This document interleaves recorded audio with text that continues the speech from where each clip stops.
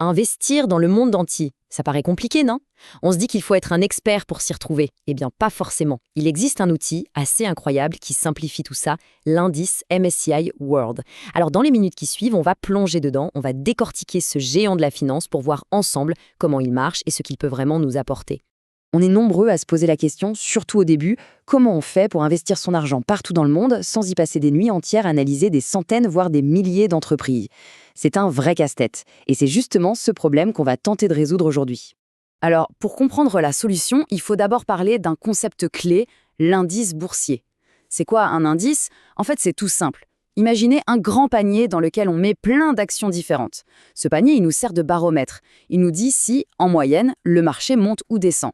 On connaît sûrement le S&P 500 pour les États-Unis ou le BEL 20 en Belgique. Eh bien voilà, ce sont des indices qui nous donnent le pouls d'un marché bien précis. Ok, donc on a ce concept de panier pour un pays. Mais maintenant, imaginez un instant.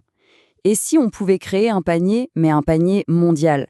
Un seul panier qui contiendrait des actions du monde entier? Eh bien, c'est exactement ça, la solution. C'est là que l'indice dont on va parler aujourd'hui entre en jeu. Et ce panier mondial, il a un nom, c'est l'indice MSCI World. MSCI, c'est le nom de l'entreprise qui le gère. Et cet indice, il fait quoi exactement? Il suit à la trace la performance de, tenez-vous bien, environ 1500 des plus grosses entreprises du monde. Et pas n'importe où, dans 23 pays développés. En gros, c'est comme prendre une photo instantanée de la santé économique des pays les plus riches de la planète. Bon, 1500 entreprises, 23 pays, c'est bien beau. Mais concrètement, il y a quoi dans ce fameux panier? C'est le moment de regarder sous le capot pour voir où l'argent est vraiment investi.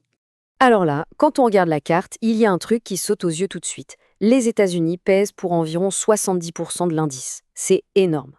Mais pourquoi? La raison est toute simple en fait. L'indice est pondéré par la capitalisation boursière.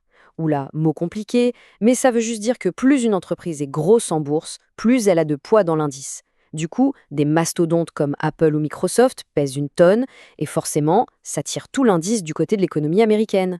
Attention, petite précision, mais elle est super importante. Le MSCI World, comme son nom ne l'indique pas tout à fait, ne couvre pas le monde entier. Il se concentre uniquement sur les pays dits développés. Il ne faut pas le confondre avec son grand frère, le MSCI ACWI. ACWI pour All Country World Index. Lui, il est plus complet, il inclut aussi les pays émergents comme la Chine, le Brésil ou l'Inde. C'est donc vraiment essentiel de garder en tête cette différence de périmètre. Ok, super. Maintenant, on sait ce qu'est le MSCI World et ce qu'il contient. Mais la vraie question, c'est pourquoi tout le monde en parle? Pourquoi est-ce que c'est souvent vu comme un excellent point de départ pour investir? La réponse est assez simple et elle tient en deux mots magiques. Diversification et croissance. Alors, quels sont les avantages concrètement? D'abord, la diversification. C'est juste énorme. En un seul clic, ou presque, on investit dans 1500 boîtes réparties dans 23 pays. Ça veut dire que si une entreprise ou même un pays a un coup de mou, ce n'est pas la fin du monde, le reste compense. Ensuite, on mise sur des économies solides, matures. Et bien sûr, on profite de la croissance de l'économie mondiale sur le long terme. Le tout avec une approche qu'on appelle passive. C'est-à-dire qu'on ne cherche pas à battre le marché. On se contente de le suivre. Et ça a un avantage de taille. C'est beaucoup, beaucoup moins cher en frais. Et justement, parlons-en de la croissance. Il y a un chiffre qui met tout le monde d'accord. Depuis qu'il a été créé en 1978, le rendement annuel moyen de l'indice MSCI World a été de 10,4%. Oui, 10,4% par an en moyenne. C'est une performance historique juste remarquable, qui s'étale sur des décennies. 10,4%, ça peut paraître un peu abstrait. Alors, pour que ce soit plus parlant, faisons un petit voyage dans le temps. Imaginez, on est en 1978 et on investit 10 000 €. On ne touche plus à rien, on laisse juste faire le temps et la magie des intérêts composés. Aujourd'hui, cette somme, elle vaudrait plus de 900 000 €. C'est fou, non? C'est ça la puissance de l'investissement sur le long terme, mise en lumière de façon spectaculaire. Ok, là je pense qu'on est tous convaincus par la théorie. C'est puissant, c'est diversifié, ça a fait ses preuves. Mais maintenant, la question qui tue, comment on fait concrètement? Comment on passe de l'idée à l'action et on met vraiment son argent dans cet indice? Alors, le processus est en fait assez simple une fois qu'on a compris le truc. Le point crucial, c'est ça. On ne peut pas acheter un indice directement. Un indice, c'est juste une liste, un thermomètre. Ce qu'on peut acheter, par contre, c'est un produit financier qui va copier cet indice à la perfection. Le plus courant, c'est ce qu'on appelle un ETF. Pensez à l'ETF comme une action que vous achetez en bourse, mais au lieu de détenir une seule entreprise, vous détenez un petit bout des 1500 entreprises de l'indice. Et pour acheter cet ETF, on passe par ce qu'on appelle un courtier. Bon, maintenant qu'on a compris ce mécanisme de l'ETF, on arrive à un carrefour. Deux grandes routes s'offrent à nous. Soit on décide de tout faire soi-même, soit on passe par un service qui gère tout à notre place. C'est le choix entre le do-it-yourself et la solution clé en main. Et comme souvent, chaque option a ses avantages et ses inconvénients. La première option, le faire soi-même via un courtier, eh bien, on a le contrôle total et les frais sont souvent plus bas. Le revers de la médaille, c'est que ça demande un peu de boulot et de connaissances. De l'autre côté, on a les services d'investissement. Là, c'est la simplicité absolue, c'est du zéro tracas. Mais cette simplicité a un coût, avec des frais un peu plus élevés, et on a moins la main sur les choix précis d'investissement. Alors, si on choisit l'aventure en solo, la voie de l'autonomie, il y a quelques points à vérifier avant de choisir son ETF. C'est une sorte de petite checklist. D'abord, les frais, qu'on appelle le TER.